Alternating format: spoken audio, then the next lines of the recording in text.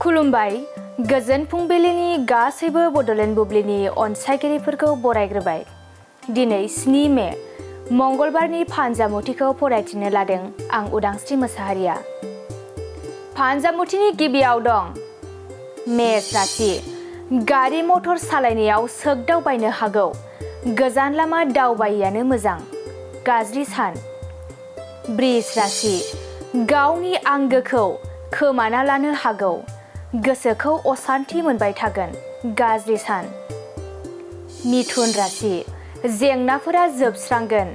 नखराव बिदानि सुखुआ फैगोन। मोजां सान जागोन। कर्कट राशि।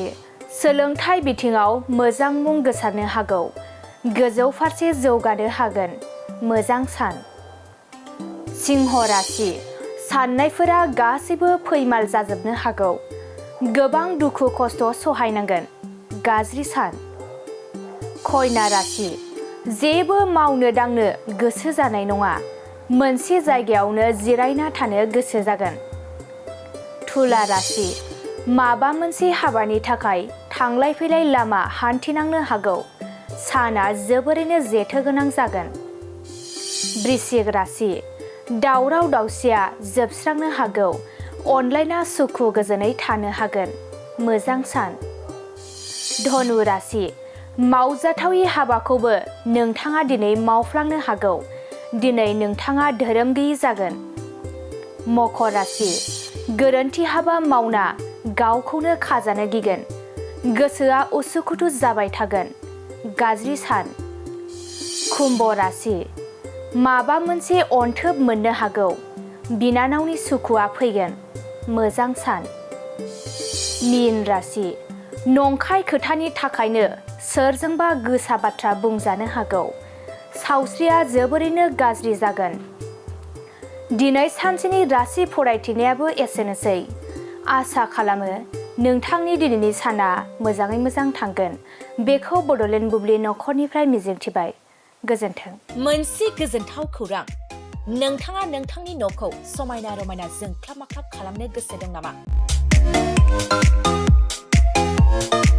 थारैनो नोंथाङा नोंथांनि न'खौ समायना रमायना साजायनो गोसो दंब्ला नोंथांमोननि थाखाय बिजनेस बेन्स प्रडाक्ट्स कम्पानिया गोजोनथाव खौरां लानानै फैदों।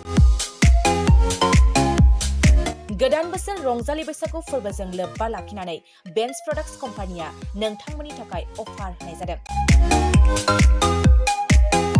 चिरां जिल्ला बेंटल गेट 27 राजा लामानि एबा सिबिथाय लामानि साखाथियाव नोंथांनि न'खौ समायना रमायना खालामनो गोसो जानाय रायजो राजाफोरनि थाखाय बिजनेस बेन्स प्रडाक्ट्सआ लानानै फैदों गोजोनथाव खौरां। पलिग्रेनाइट, WPC एबा PVC, wooden flooring, wallpaper, steel roofing, soffit ceiling बायदि गाबनि न' साजायग्रा खम बेसेनावनो नोंथांमोना बायनानै लांफैनो हागोन।